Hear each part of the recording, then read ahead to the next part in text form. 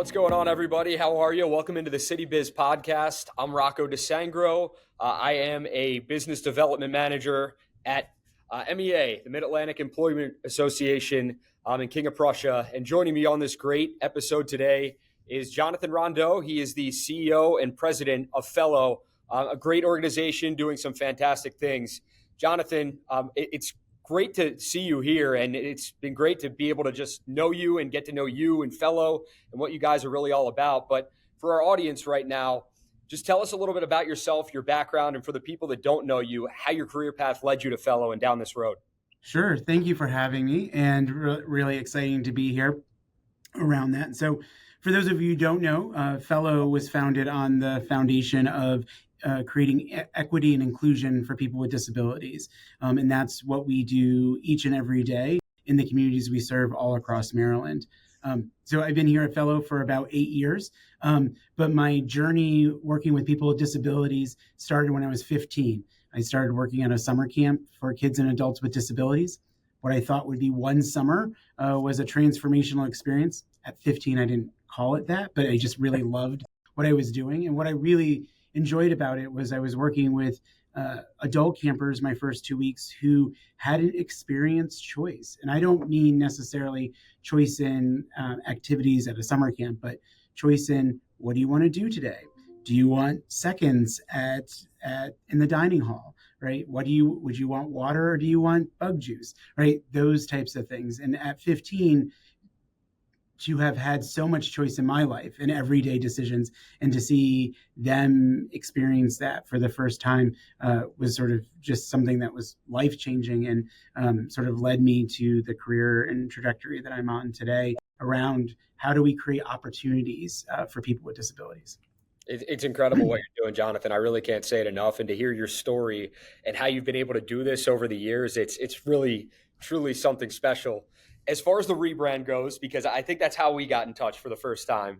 We were talking about the rebrand. I saw it posted and I was like, I got to reach out and know more about this. For those that don't know, earlier this year, your organization, they did rebrand to Fello. So why did that rebrand take place? Yeah. And what was the purpose at the end of the day of that shift?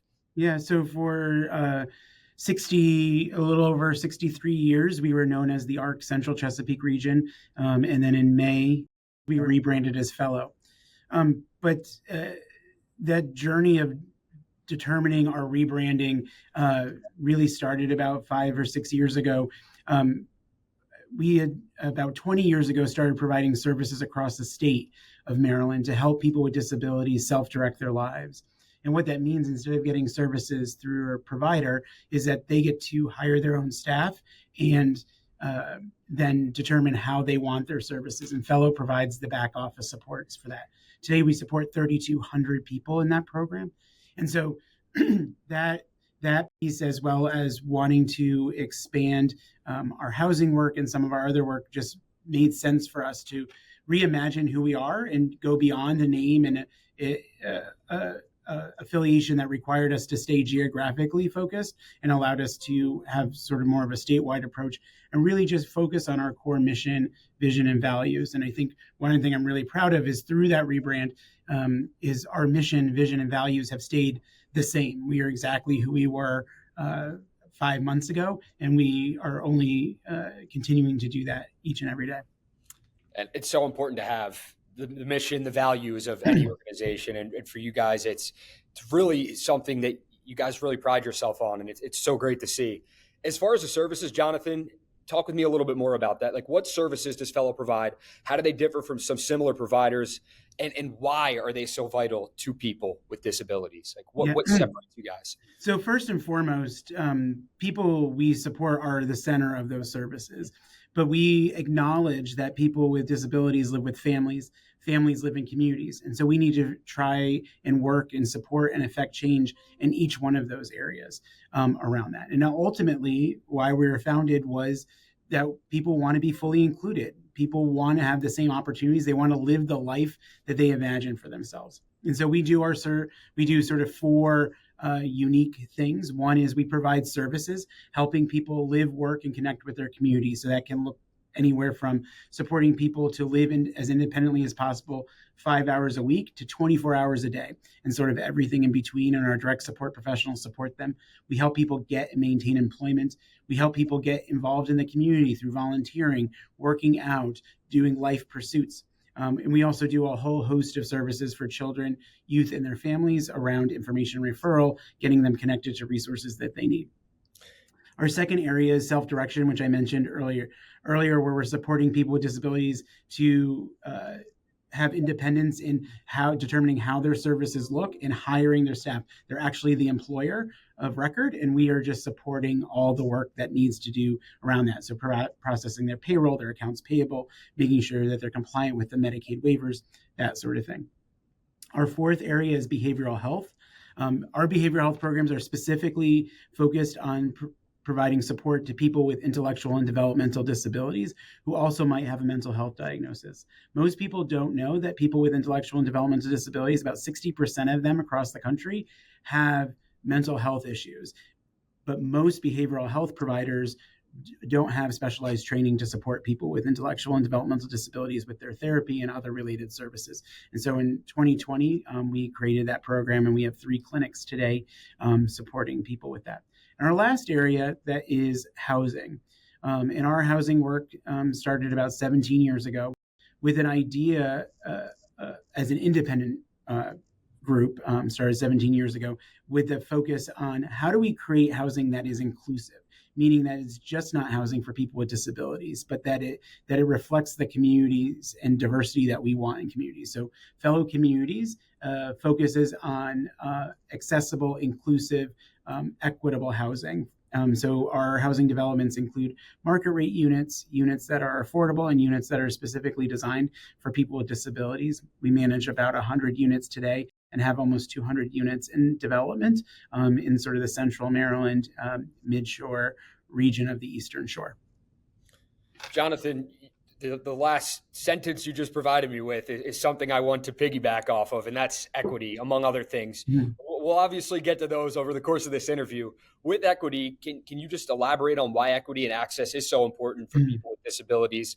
And then what are some of the barriers that people out there still face? What does society need to do to help them remove some of those barriers as well?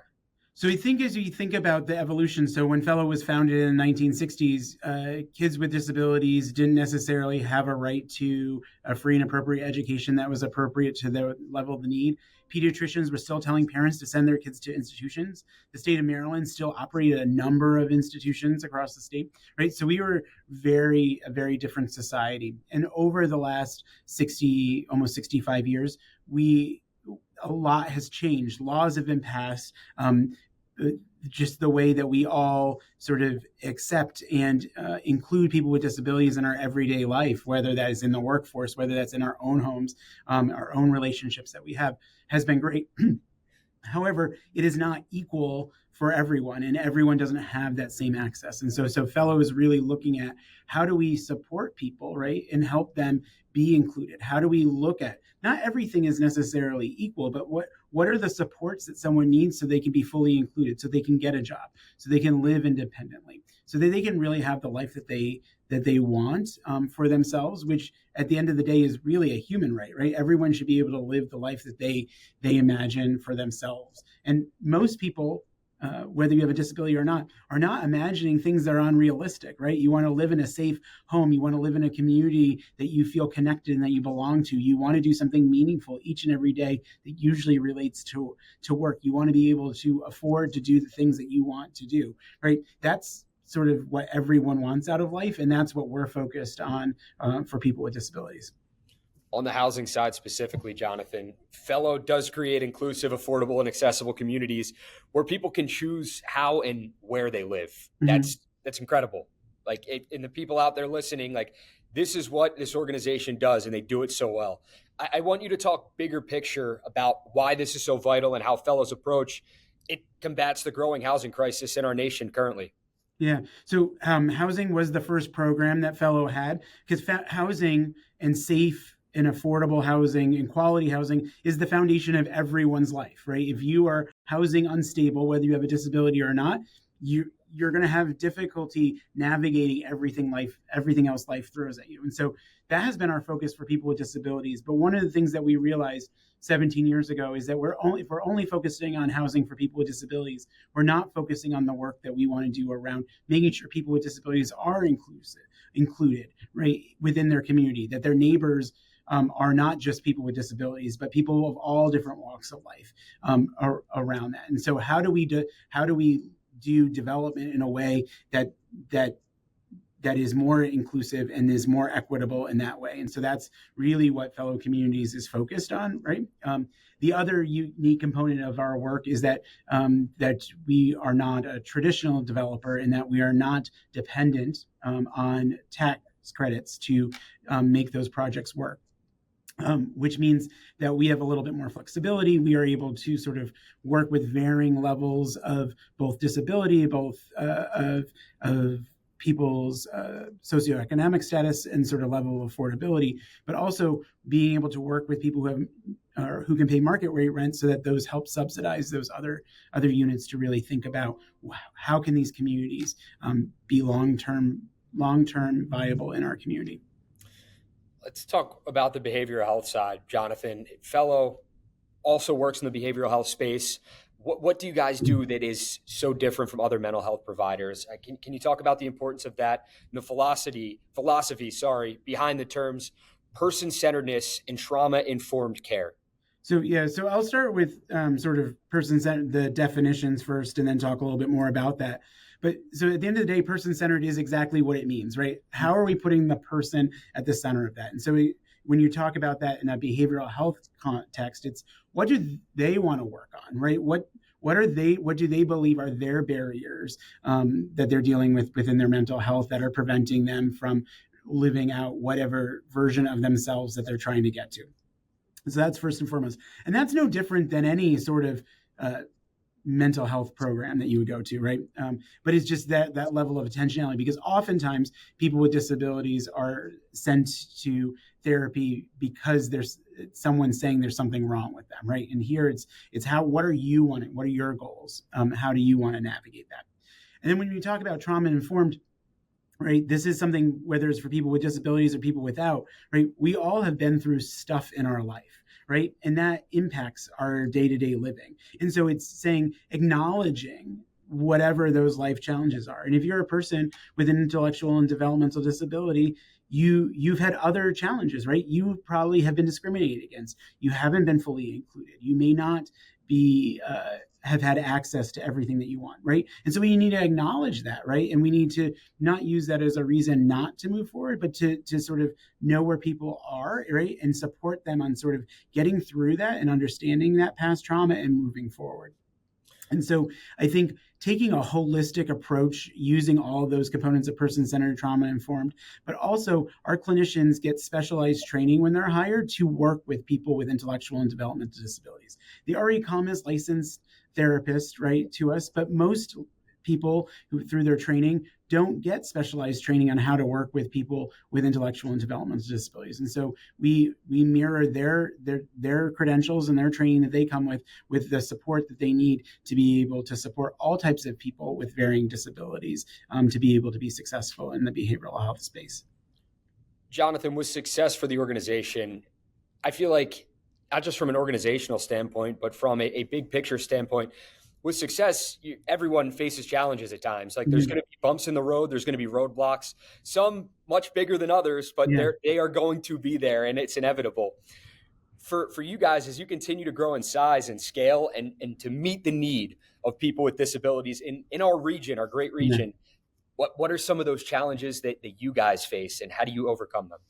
So I think there's the basic challenges that we all are facing, sort of an uncertain economy and sort of the evolving political discourse and societal discourse that's happening all across Maryland. And so Fello isn't exempt from that piece. But I think also as you grow as an organization, we grew our biggest growth really happened coming out of COVID, is us responding to the communities we serve, people needing access to services, whether that was our services where we're supporting people with disabilities, whether that's through self-direction. And that's sort of when housing, we were working through that piece, right? And so as we were meeting those needs, we were growing rapidly. And so we want to be responsive and nimble to that, but sometimes it takes us a little longer to catch up to some of those pieces, and we need to put in new technology and new infrastructure to be able to do that, which is no different than any other organization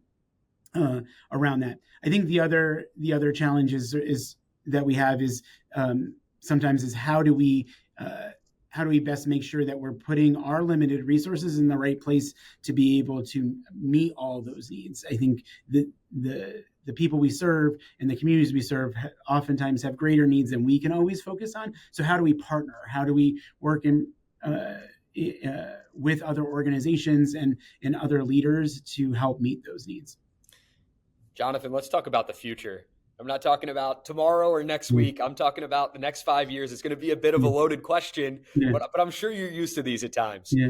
Where do you see the organization going in the next 5 years? And I know the goals could change over time. It could be different 1 year to the next, but 5 years right now, I'm asking you this question. What do you see for the organization? So I think I think this is timely. We're doing a lot of reflection of that as 2026 is our 65th anniversary, right? And so oftentimes when you have a birthday or anniversary, there's some reflection that happens as a result of that. But I think I see us really continuing to grow our legacy services and really focus on quality. How do we become more person-centered? How do we make sure that we don't leave any person who wants access to any of the things that we provide? We allow them to sort of find a way to be able to be connected, and we are able to support them. I think, though, the other areas that we're going to be focusing on is as society, but also the people we're serving are getting older. People with disabilities are living longer than they ever had before because they're getting better access to healthcare. And that's really has happened over the last 15 to 20 years. And so 10 years ago, the oldest person we served was in their 60s. Today, the oldest person we serve is in their 80s. And we have a significant number of people 55 and older, right? And so how do we evolve and make sure that we have programs or connecting them to programs for seniors, right? And thinking through what does that look like for people. I think figuring out how we make health and healthcare as accessible for people, both our people we serve, but also our employees, and how do we think about that? So I think health will play a dominant role in that future. And I also think looking at how we connect our work of housing and services, and how do we better align those together to sort of maximize the outcomes, but also to make them scalable approaches, I think are the sort of three core areas we focus on in the future. I did hear you mention before you got into everything about the next 5 years, the anniversary. Happy anniversary to Fello coming up in 2026. Big 65 years as an organization, 2026. That is something to celebrate across the board. It's incredible. How's the organization? You talked about the evolution over time, but I guess what exciting things kind of lie ahead, anniversary specific for you guys coming up for 2026? How can people follow along in the journey and kind of, keep an eye out for things to look out for? Yeah, so people can always go to fello.org to learn about that, sign up for our newsletter and get updates around that. But yeah, starting in 2026, we'll be sort of celebrating all year long. I'm really excited that we will be opening a community hub and resource center at the Annapolis Mall called Fello at the Mall. That ribbon cutting will be happening in January. It will be one of the first approaches where we're meeting the community where they are, right there in the mall, and being accessible for people. We'll have our annual golf tournament that funds our children, youth, and their families program. It historically has raised $250,000 to $275,000 for our services, specifically for our children's programming. Around that, and a host of other little ways that people can get connected. And then we'll end in October with an event at a live casino and hotel that will be celebrating sort of our past, our present, and then most importantly, where we're going in the future. That's awesome. Very awesome to hear, Jonathon. Like exciting things ahead for Fello. And like Jonathon said, be sure to follow Fello along in the journey. You can check out their website, follow them on their social media platforms, follow Jonathon himself. This guy is just you're everywhere. It's I mean, to be involved in that on that platform as well, on the platforms that you're involved with, it's one thing to do your daily job, but to put yourself out there and your organization out there on the social media side when it's so big, it's impressive. So you're killing it on, doing the media you're doing, being the spokesperson for your organization. Hats off to you, Jonathon. It's been great getting to know you, meeting you in person, and following along this journey.